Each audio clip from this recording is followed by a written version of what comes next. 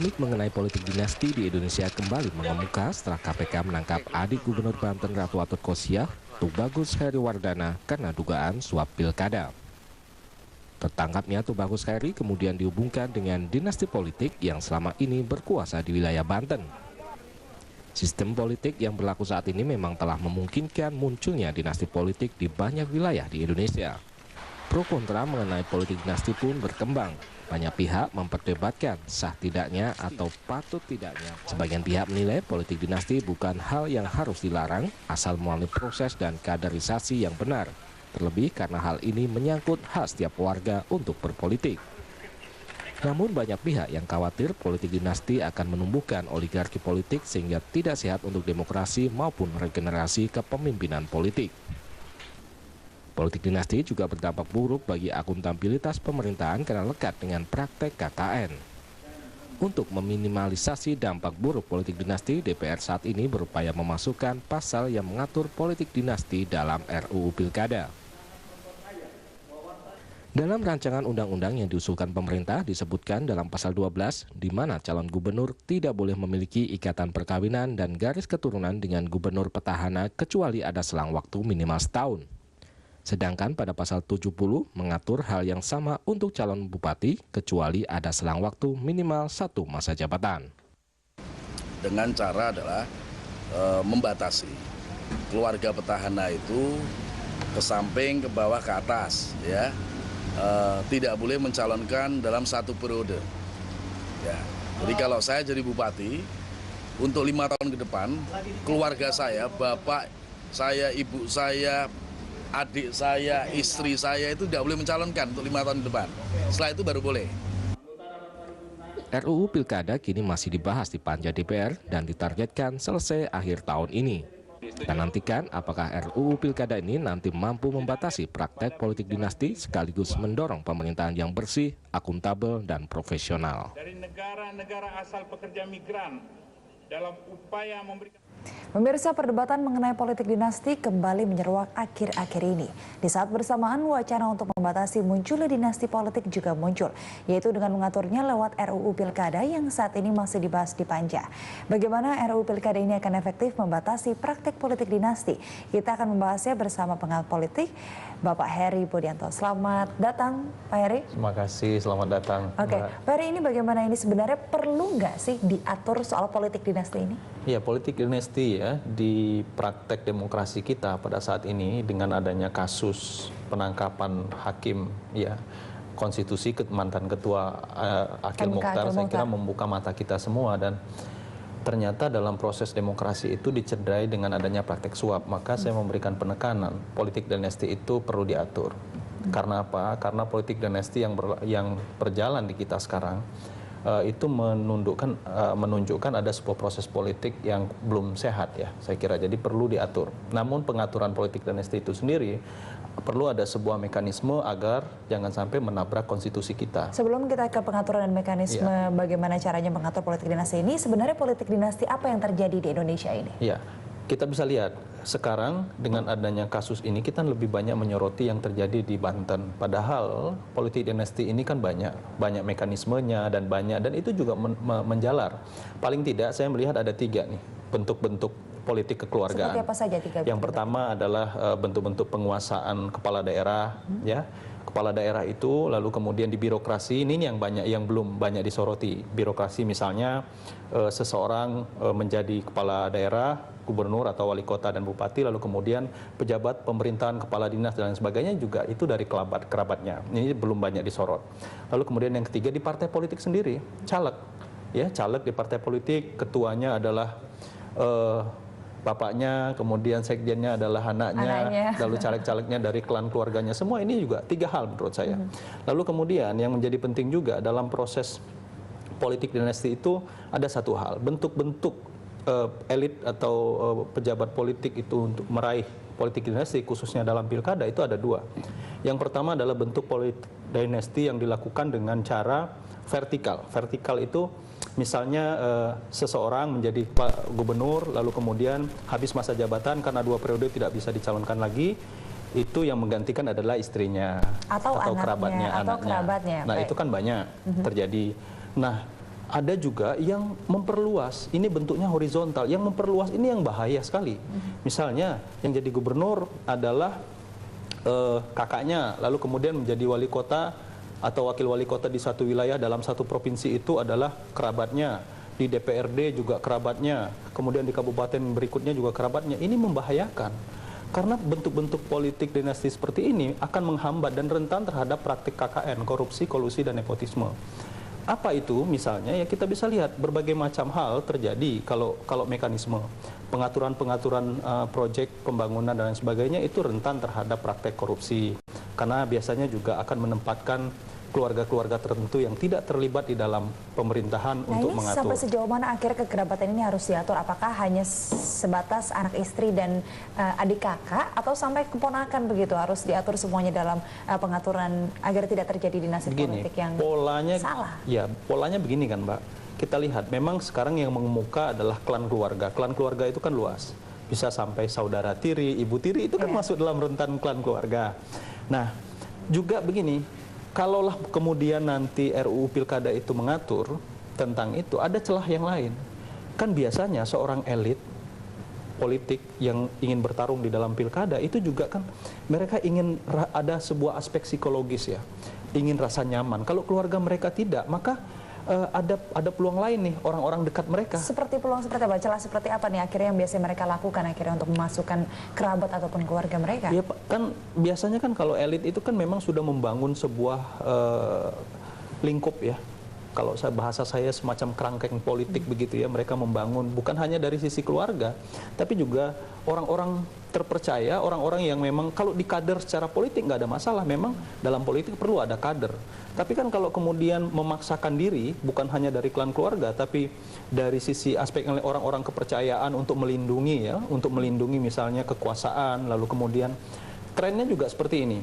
Kalau yang vertikal tadi, yang vertikal itu kalau saya misalnya di bupati, lalu kemudian saya ke adik saya, itu kan ada juga kecenderungan untuk melindungi berbagai macam aspek, bukan hanya dari sisi politik.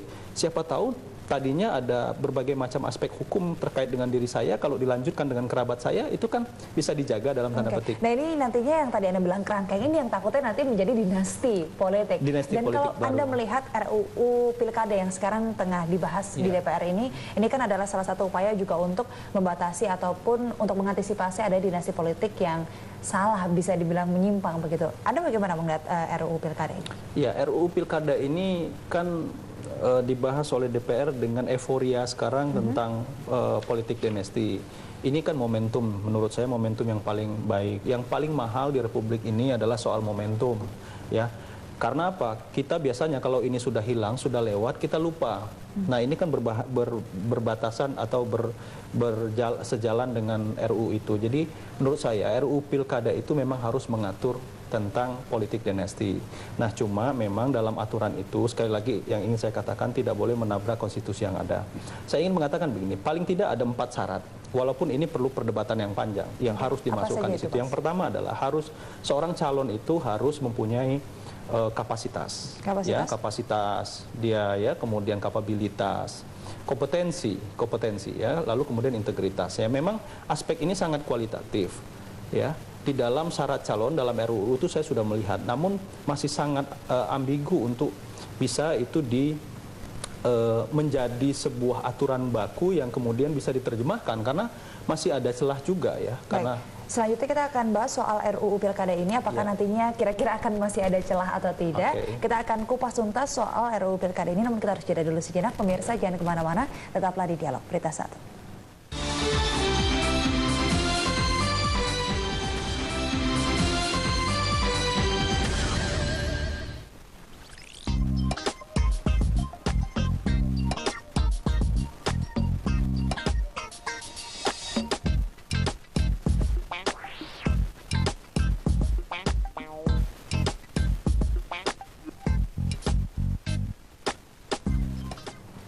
Pemirsa, kita lanjutkan dialog soal dinasti politik di Indonesia. Namun sebelumnya kita akan melihat grafis soal RUU Pilkada yang sekarang tengah dibahas di DPR RI.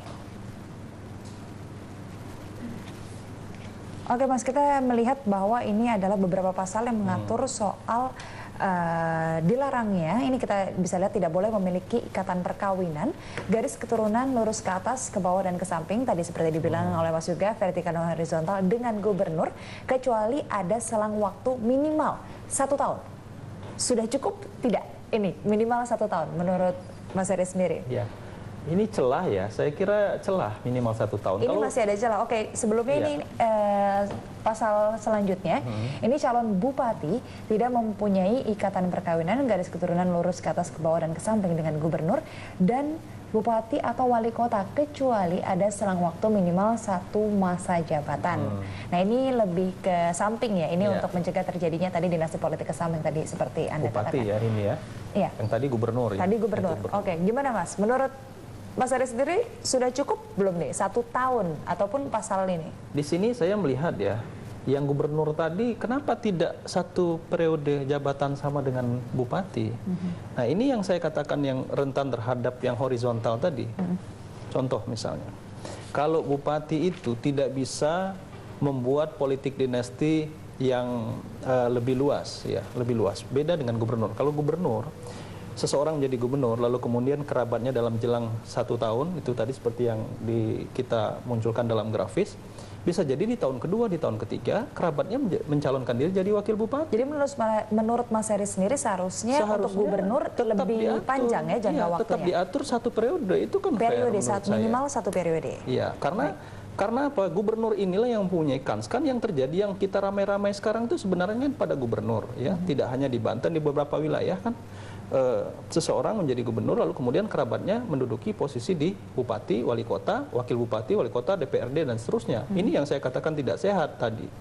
Nah, kalau misalnya rancangan undang-undang mengenai pilkada yang dibahas tadi gubernur hanya dibatasi pada 1 tahun, nah ini celah 1 tahun ya, tahun kedua, tahun ketiga bisa saja memperlebar ya kerabatnya untuk menduduki posisi pada bupati lah. Kalau bupati 1 periode, oke, bupati itu kan kecenderungannya yang vertikal. Saya menjadi bupati, lalu kemudian kerabat saya tidak boleh menjadi calon bupati. Kan vertikal. Memang di wilayah yang lain bisa misalnya. Tapi kan kalau bupati tidak ada sebuah garis ya dalam sistem pemerintahan kita ya. Memang kita bisa lihat, memang ada problem baru. Misalnya gubernur itu kan sekarang sangat dilematis ya hubungannya dengan bupati dan wakil dengan bupati dan wali kota. Kenapa saya katakan dinamis, dilematis? Karena begini, gubernur ini kan tidak sama dengan gubernur pada era sebelumnya. Sekarang ini kan posisi gubernur, kadang-kadang juga wali kota, bupatinya kan tidak mendengar, tidak datang, dan tidak perlu mendengarkan kata-kata dari gubernur. Ini kan terjadi juga di pemerintahan kita. Namun menjadi tidak sehat kalau RUU ini tetap misalnya didorong oleh teman-teman di DPR menjadi undang-undang dalam pilkada, tentu gubernur punya peluang untuk memperluas kekuasaannya di wilayah tingkat 2. Selain Anda mengkritisi soal kurangnya dari minimal 1 tahun menjadi 1 periode, 1 periode ya, paling tidak. Selain itu apalagi yang kurang dari RUU Pilkada ini? Mungkin kita bisa lihat grafisnya lagi. Ini yang perlu didefinisikan menurut saya adalah persoalan yang tadi garis keturunan ke atas, ke bawah itu jelas kan, saya bilang. Kalau garis ke atas itu bapak, ya. Kalau ke bawah itu anak dan sebagainya. Kalau ke samping ini perlu didefinisikan. Ke samping itu maksudnya apa, gitu kan?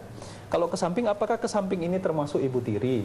Oke, kita lihat. Nah ini ke samping dengan gubernur misalnya. Jadi sebenarnya seperti beberapa peraturan ataupun undang-undang sebelumnya ini harus sedikit lebih jeli ya. Sebenarnya mungkin RUU Pilkada ini ke samping ini siapa saja mungkin bisa dijabarkan. Ke atas, ke bawah ini siapa saja gitu. Persis. Jadi mungkin nanti kan ada penjelasan ya terhadap undang-undang. Biasanya kan undang-undang itu setelah menjadi undang-undang lalu ada aturan penjelasan di bawahnya. Nah, ini harus clear yang dimaksud dengan ke samping itu seperti apa. Ya, kalau ke atas, ke bawah kita bisa definisikan ini bapak, ibu, ke bawah anak dan sebagainya. Kalau ke samping ini perlu clear ini kan. Jangan sampai juga politik dinasti ini kan bukan hanya soal klan keluarga, orang-orang kepercayaan juga ya. Kita jangan mendefinisikan politik dinasti itu seolah-olah garis keturunan saja ya. Memang dalam pengertian definisi politik sosiologis juga seperti itu, tapi dalam sebuah politik itu ada sebuah proses pengamanan yang saya katakan di awal tadi. kan biasanya kecenderungan, kenapa sih kita mempercayai keluarga kita selain tidak mau kehilangan kekuasaan, tapi juga mengamankan posisi kita yang tidak bisa lagi mencalonkan diri jadi gubernur, jadi bupati. Jadi arahnya ke sana juga sangat dominan. Jadi sebenarnya refleksi dari insecurity dari para pejabat publik ini sendiri. Kenyataannya kan sekarang seperti itu gitu kan, bukan semata-mata kekuasaan ya. Kita bisa lihat dari berbagai macam kasus yang terjadi yang melibatkan gubernur dan wali kota dan bupati di Republik ini, kita bisa lihat yang tersangkut kasus hukum tuh banyak sekali. Baik, namun sebelumnya Mas, ini banyak sekali sebenarnya yang berbicara bahwa RUU Pilkada ini takutnya nanti melanggar konstitusi ataupun hak asasi manusia untuk memilih dan juga dipilih. Ini sudah diatur di konstitusi. Kita akan bahas soal ini, namun kita harus jeda dulu sejenak. Pemirsa jangan kemana-mana, tetaplah di Dialog Berita 1.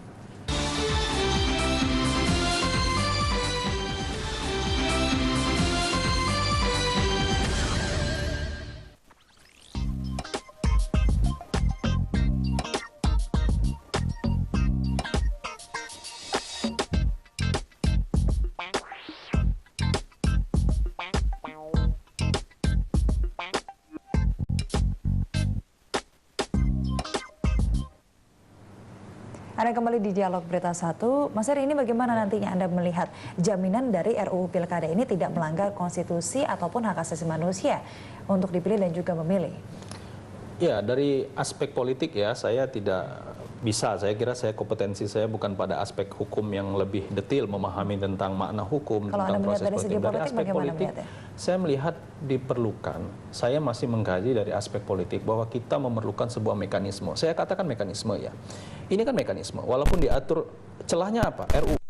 RUU untuk mengatur politik dinasti di kita, karena proses demokratisasi kita yang berjalan terkait dengan politik dinasti ini kan menimbulkan tanda tanya besar. Boleh dikatakan begini deh, politik kita belum begitu mendorong orang-orang yang mempunyai kualifikasi yang seperti yang kita sebutkan kompetensi, kapasitas dan kapabilitas tadi untuk didorong maju memimpin kepala daerah. Nah, kalaulah kemudian misalnya dikatakan apakah ini tidak menabrak undang-undang yang lain, saya kira tidak dari aspek politik, karena kita perlu ya. Saya lebih senang mengatakan sebuah mekanisme perlu diatur. Mekanisme itu di mana adanya? Di persyaratan calon, ya kan, di persyaratan calon. Calon yang boleh maju dalam pilkada adalah ini.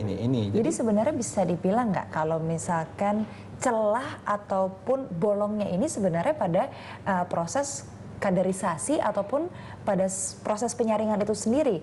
Ya. Bila proses penyaringan tepat, ini kan seharusnya 4 aspek ini seharusnya bisa ada di beberapa gubernur dan bupati. Ini sebenarnya siapa yang harusnya bertanggung jawab? Partai, KPU, siapa? Partai politik. Jadi partai politik lah yang paling bertanggung jawab terhadap maraknya politik dinasti di Indonesia saat ini.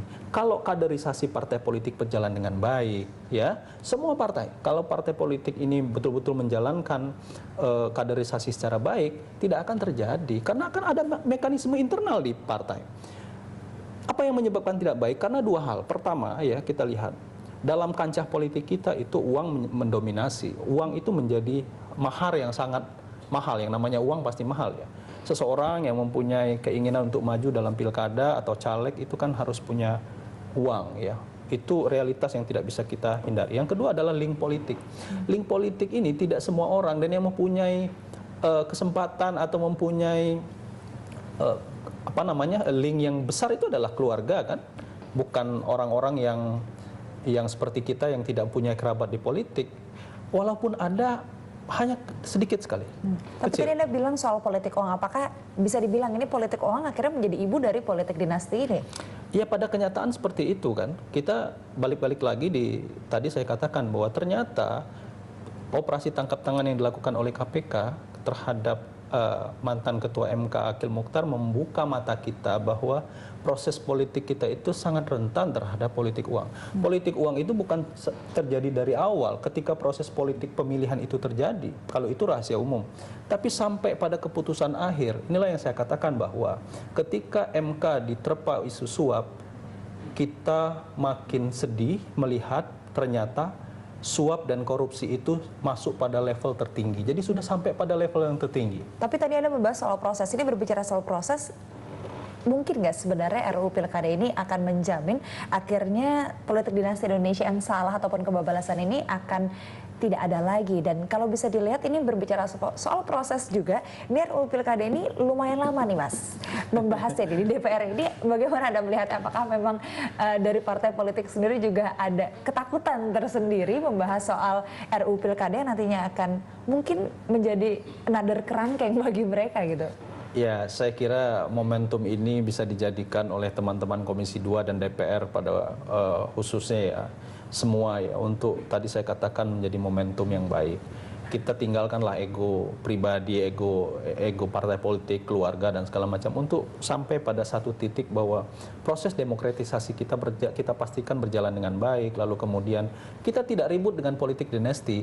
Begini, politik dinasti itu dalam sistem demokrasi memang penyebutannya menjadi janggal. Kan politik dinasti itu biasanya kan terjadi pada sistem monarki, ya kan? Itu tapi di Amerika politik dinasti bisa dibilang, kita lihat Kennedy, kita lihat Clinton, ya, berjalan dengan baik. Persis. Begitu. Apakah memang demokrasi kita yang belum siap akhirnya? Ya, kalau ditunggangi dengan suap seperti yang terjadi di MK kan tentu tidak sehat. Itu aja contoh nyata bahwa memang itu terjadi gitu kan. Ya.